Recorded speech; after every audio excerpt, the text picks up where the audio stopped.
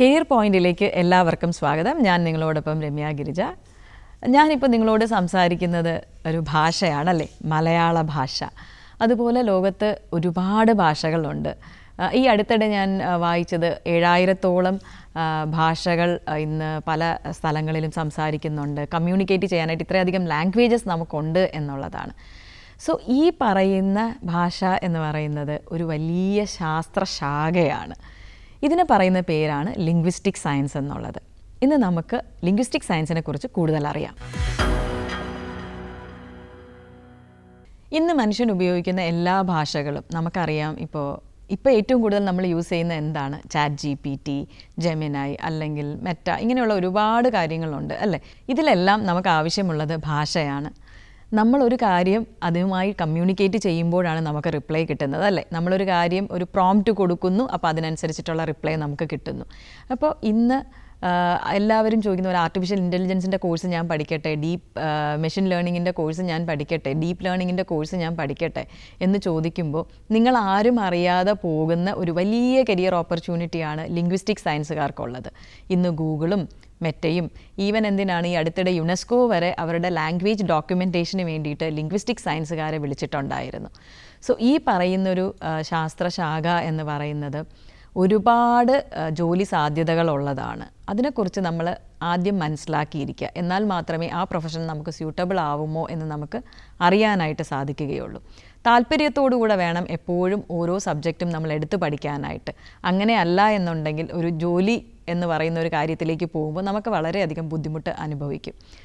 അപ്പോൾ ഒരു കുട്ടി ജനിച്ച് വീഴുമ്പോൾ ആ കുട്ടിക്ക് ഭാഷയുണ്ടോ? ഇല്ല അല്ലേ. അത് കണ്ടും കേട്ടും മനസ്സിലാക്കിയാണ് ഒരു ലാംഗ്വേജ് ഐഡൻറ്റിഫൈ ചെയ്യുന്നത്. നമ്മുടെ നാട്ടിൽ ജനിക്കുന്നൊരു കുട്ടി ജനിച്ച് കുറച്ച് ദിവസം കഴിഞ്ഞിട്ട് വേറൊരു രാജ്യത്തേക്ക് പോവുകയാണെന്നുണ്ടെങ്കിൽ തീർച്ചയായിട്ടും ആ കുട്ടി അവിടുത്തെ ലാംഗ്വേജാണ് പഠിക്കുന്നത്. ഓക്കെ. അപ്പോൾ ഇങ്ങനെ ഒരു ലാംഗ്വേജ് പഠിക്കുന്നതിനെക്കുറിച്ച് അല്ലെങ്കിൽ ലാംഗ്വേജിൻ്റെ ഉത്ഭവം എന്താണ്, വാക്കുകൾ എങ്ങനെയാണ് കമ്മ്യൂണിക്കേറ്റ് ചെയ്യാനായിട്ട് ഉപയോഗിക്കുന്നത്, ഇങ്ങനെയുള്ള കാര്യങ്ങളൊക്കെ നമുക്ക് പഠിക്കാനായിട്ട് സാധിക്കുന്നത് ഈ പറയുന്ന ലിംഗ്വിസ്റ്റിക് സയൻസിലൂടെയാണ്. ഈ ഭാഷയുടെ ഉത്ഭവത്തിനെക്കുറിച്ച് പല തിയറീസുമുണ്ട്. അതിൽ വളരെ ഇൻട്രസ്റ്റിംഗ് ആയിട്ടുള്ളൊരു തിയറിയാണ് ബൗ തിയറി എന്ന് പറയുന്നത്. അതായത് മനുഷ്യൻ മൃഗങ്ങളെ കണ്ട് ആണ് ഈ പറയുന്ന കമ്മ്യൂണിക്കേറ്റ് ചെയ്യാനായിട്ട് പഠിച്ചത്. അല്ലെങ്കിൽ ആ ഒരു സയൻസ് എങ്ങനെയാണ് ഒരു മൃഗം കമ്മ്യൂണിക്കേറ്റ് ചെയ്യുന്നത്, അപ്പം അതേ രീതിയിൽ കമ്മ്യൂണിക്കേറ്റ് ചെയ്യാനാണ് ആദ്യം മനുഷ്യൻ പഠിച്ചത് എന്ന് പറയുന്നൊരു തിയറിയാണ് ബൗ തിയറി എന്ന് പറയുന്നത്. അത് കഴിഞ്ഞ് വന്നു കഴിഞ്ഞപ്പോൾ ഡിങ് ഡോങ് തിയറി എന്ന് പറയുന്ന വേറൊരു ഭാഷയുടെ ഉത്ഭവവുമായി ബന്ധപ്പെട്ട ഒരു തിയറി വന്നു. ഡിങ് ഡോങ് തിയറി എന്ന് പറഞ്ഞു കഴിഞ്ഞാൽ നമുക്കറിയാം പ്രകൃതിക്ക് ഒരു ശബ്ദമുണ്ട്, പ്രകൃതി കമ്മ്യൂണിക്കേറ്റ് ചെയ്യുന്ന ഒരു രീതിയുണ്ട്. അപ്പം ഈ ശബ്ദങ്ങളും പലതും അനുകരിച്ച് മറ്റുള്ളവരുമായിട്ട് കമ്മ്യൂണിക്കേറ്റ് ചെയ്യാൻ തുടങ്ങിയ ഒരു തിയറിയാണ് ഈ പറയുന്ന തിയറി എന്ന് പറയുന്നത്. അത് കഴിഞ്ഞാൽ പിന്നെ ഉണ്ടായൊരു തിയറിയാണ് ജസ്റ്റർ തിയറി എന്ന് പറയുന്നത്. അതായത് നമ്മളുടെ കൈകൾ ഉപയോഗിച്ച്, നമ്മുടെ വിരലുകൾ ഉപയോഗിച്ച് നമ്മൾ കമ്മ്യൂണിക്കേറ്റ് ചെയ്യുന്നു പല കാര്യങ്ങളും, ആംഗ്യ ഭാഷ എന്ന് നമ്മൾ പറയുന്നു. അപ്പം ഇങ്ങനെ ഒരു ജസ്റ്റർ തിയറിയാണ് പിന്നീട് ലാംഗ്വേജിൻ്റെ ഉത്ഭവവുമായി ബന്ധപ്പെട്ട് വന്നത്. അതിനുശേഷമാണ് നമ്മൾ ഇന്ന് കാണുന്ന പല തിയറികളുടെയും ബേസായ ബ്രെയിൻ ഡെവലപ്മെൻറ്റ് തിയറി എന്ന് പറഞ്ഞു വന്നത്. ഞാനിപ്പോൾ നിങ്ങളോട് സംസാരിക്കുന്നതും നിങ്ങൾ കേട്ടുകൊണ്ടിരിക്കുന്നതും നിങ്ങൾ കുറേ കാര്യങ്ങൾ നിങ്ങളുടെ മെമ്മറിയിൽ സ്റ്റോർ ചെയ്യുന്നതും ഇതിനൊക്കെ അടിസ്ഥാനം എന്താണ്? നമ്മുടെ ബ്രെയിനാണ് അല്ലേ. ബ്രെയിനിൻ്റെ ഓരോ സെൻറ്റേഴ്സ് ഉണ്ട്. നമ്മൾ സംസാരിക്കാൻ ഉപയോഗിക്കുന്നത് ഒരു സെൻറ്ററാണ് ആ സമയത്ത് ആക്ടിവേറ്റ് ആയിരിക്കുന്നത്. നമ്മൾ കേട്ടുകൊണ്ടിരിക്കുമ്പോൾ നമ്മുടെ മറ്റൊരു സെൻറ്ററാണ് ആക്ടിവേറ്റ് ആയിരിക്കുന്നത്. നമ്മൾ കുറേ കാര്യങ്ങൾ മെമ്മറൈസ് ചെയ്യുമ്പോൾ വേറൊരു സെൻറ്ററാണ് ആക്ടിവേറ്റ് ആയിരിക്കുന്നത്. അപ്പം ഈ പറയുന്ന ബ്രെയിൻ ഡെവലപ്മെൻറ്റ് തിയറി എന്ന് പറയുന്നത് ഭാഷയുടെ ഒരു അടിസ്ഥാനമാണ്. അപ്പം ഈ പറയുന്ന എങ്ങനെയാണ് ഒരു ലാംഗ്വേജ് ഡെവലപ്പായി വന്നത് എന്നുള്ള കാര്യങ്ങളൊക്കെ നമ്മൾ ലിംഗ്വിസ്റ്റിക് സയൻസിൽ പഠിക്കേണ്ടതായിട്ടുണ്ട്. പല ആൾക്കാരും ലിറ്ററേച്ചറും ലിംഗ്വിസ്റ്റിക് സയൻസും ഒന്നാണെന്ന് കരുതുന്നുണ്ട്. ഒരിക്കലും ലിറ്ററേച്ചറും ലിംഗ്വിസ്റ്റിക് സയൻസും ഒന്നായി നിങ്ങൾ കാണരുത്. ലിറ്ററേച്ചർ എന്ന് പറയുമ്പോൾ എന്താണ്? ലിറ്ററേച്ചർ എന്ന് പറഞ്ഞാൽ സാഹിത്യമാണ് അല്ലേ. ലിംഗ്വിസ്റ്റിക് സയൻസ് എന്ന് പറഞ്ഞാൽ, ലിംഗ്വിസ്റ്റിക്സ് എന്ന് പറഞ്ഞാൽ ഭാഷയെക്കുറിച്ച് പഠിക്കുന്നതാണ്. It is A scientific study of language. അപ്പോൾ ഈ വ്യത്യാസം മനസ്സിലാക്കിയാൽ നിങ്ങൾക്ക് ലിറ്ററേച്ചർ ആണോ സ്യൂട്ടബിൾ ആവുന്നത്, ലിംഗ്വിസ്റ്റിക് സയൻസ് ആണോ സ്യൂട്ടബിൾ ആവുന്നത് എന്ന് മനസ്സിലാക്കാനായിട്ട് സാധിക്കും. ഒരു ഭാഷ പഠിക്കാനുള്ള കഴിവ് എന്ന് പറയുന്നത് എല്ലാ മനുഷ്യനും ജന്മനാ കിട്ടുന്ന ഒരു കഴിവായിട്ടാണ് പറയുന്നത്. ഇന്ന് നമ്മൾ നോക്കിക്കഴിഞ്ഞ് കഴിഞ്ഞാൽ ആർട്ടിഫിഷ്യൽ ഇൻ്റലിജൻസ് ആയിക്കോട്ടെ, ഏതായിക്കോട്ടെ, ഇതെല്ലാം നമ്മൾ പെട്ടെന്ന് പഠിച്ചെടുക്കുന്നുണ്ട് അല്ലേ. പിന്നെ ഒരു കാര്യം എന്താണ് എന്ന് പറഞ്ഞു കഴിഞ്ഞാൽ ഭാഷയ്ക്ക് സ്ഥിരതയില്ല. ഭാഷ സ്ഥിരമായ ഒരു കാര്യമല്ല. കാരണം പല വാക്കുകളും പല രീതികളും നമ്മൾ പല ഭാഷകളിൽ നിന്നും പല നാട്ടിൽ നിന്നും നമ്മൾ കടമെടുക്കാറുണ്ട്. പിന്നീട് അത് നമ്മളുടെ ഭാഷയുടെ ഭാഗമായി മാറാറുണ്ട്. ഇങ്ങനെ ഉത്ഭവവുമായി ബന്ധപ്പെട്ട് പല തരത്തിൽ ലാംഗ്വേജിനെ തിരിച്ചിട്ടുണ്ട്. ഉദാഹരണത്തിന് നമുക്ക് പറയാം, ഇപ്പം ഞാൻ കമ്മ്യൂണിക്കേറ്റ് ചെയ്യുന്ന മലയാളം എന്ന് പറയുന്നത് ഒരു ദ്രവീഡിയൻ ലാംഗ്വേജ് ആണ്, ദ്രാവിഡ ഭാഷയാണ് മലയാളം എന്ന് പറയാറുണ്ട്. സംസ്കൃതത്തിൻ്റെ ഒരു അതിപ്രസരം ചില സ്ഥലങ്ങളിൽ വന്നിട്ടുണ്ട് എന്നും പറയുന്നുണ്ട്. അപ്പം ഇതിനെയൊക്കെ കുറിച്ച് നമ്മൾ അറിയുന്നത് എങ്ങനെയാണ്? ഭാഷയെക്കുറിച്ച് കൂടുതൽ പഠിക്കുമ്പോഴാണ്. അപ്പം അത് പഠിച്ച് വരുന്ന ശാസ്ത്രശാഖയാണ് ലിംഗ്വിസ്റ്റിക് സയൻസ് എന്ന് പറയുന്നത്. ഇതിൽ നമ്മൾ എങ്ങനെയാണ് ഒരു ലിംഗ്വിസ്റ്റിക് സയൻറ്റിസ്റ്റ് ആവുന്നത് എന്നുകൂടി നമ്മൾ അറിഞ്ഞിരിക്കണം, അല്ലേ? അപ്പോൾ 10th കഴിഞ്ഞ് +2 ഏത് സബ്ജക്റ്റ് എടുത്തൊരു കുട്ടിക്കും ലിംഗ്വിസ്റ്റിക് സയൻറ്റിസ്റ്റ് ആവാനുള്ള സാധ്യതകൾ ഓപ്പൺ ആണ് എന്ന് പറയുമ്പോൾ സയൻസ് എടുത്താലും കൊമേഴ്സ് എടുത്താലും ഹ്യൂമാനിറ്റീസ് എടുത്താലും കമ്പ്യൂട്ടർ സയൻസ് എടുത്താലും ഗ്രാജുവേഷന് നിങ്ങൾക്ക് ലിംഗ്വിസ്റ്റിക് സയൻസ് എടുക്കാവുന്നതാണ്.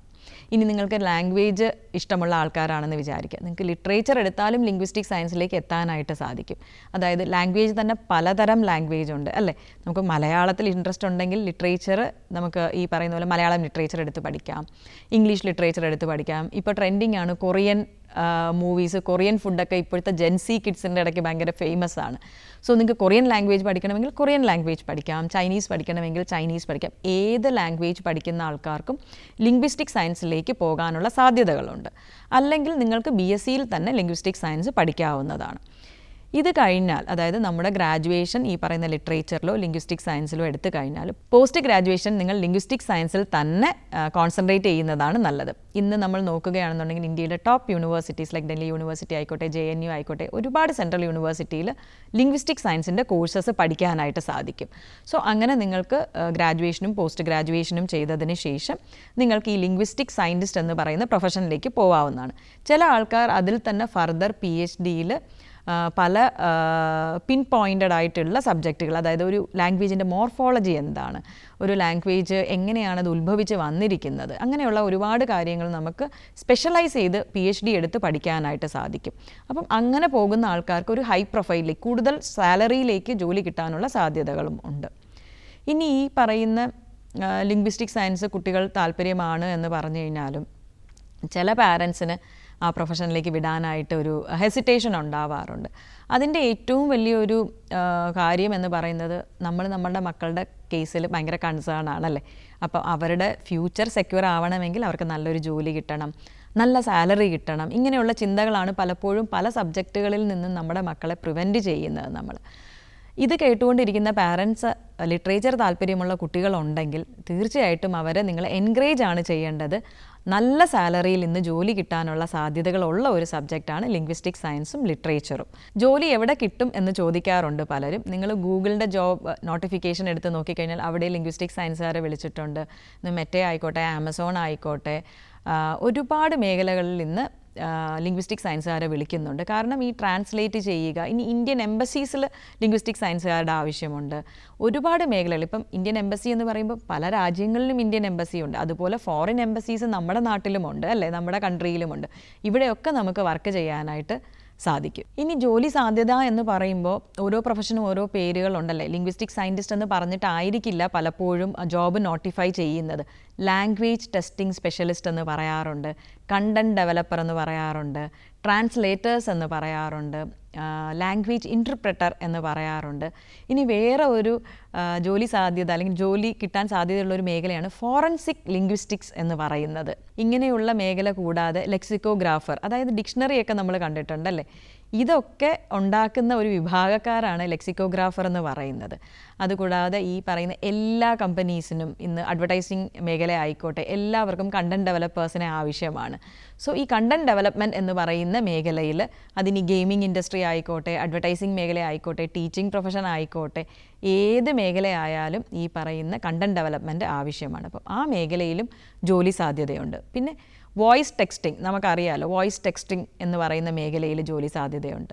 ഇനി നമുക്ക് സംസാരിക്കാൻ കഴിയുന്നില്ല എന്ന് വിചാരിക്കുക, അല്ലേ? നമ്മളെപ്പോലെ അല്ല എല്ലാവരും, പല പല ലാംഗ്വേജ് ഉപയോഗിക്കുന്ന ആൾക്കാരുണ്ട്. അപ്പം കേൾവിശക്തി ഇല്ലാത്ത ആൾക്കാർ കമ്മ്യൂണിക്കേറ്റ് ചെയ്യുന്ന ഒരു രീതിയാണ്, കണ്ണ് കാണാൻ കഴിയാത്തവർ കമ്മ്യൂണിക്കേറ്റ് ചെയ്യുന്ന ഒരു രീതിയാണ്. ഇവർക്ക് എല്ലാവർക്കും ഭാഷയുണ്ട്. അപ്പം ഈ പറയുന്ന മേഖലയിൽ കണ്ടന്റ് ഡെവലപ്പ് ചെയ്യാനും കമ്മ്യൂണിക്കേറ്റ് ചെയ്യാനും ഒക്കെയുള്ള ജോലി സാധ്യതകളും ഈ പറയുന്ന ലിംഗ്വിസ്റ്റിക് സയൻസുകാർക്ക് ഇന്നുണ്ട്.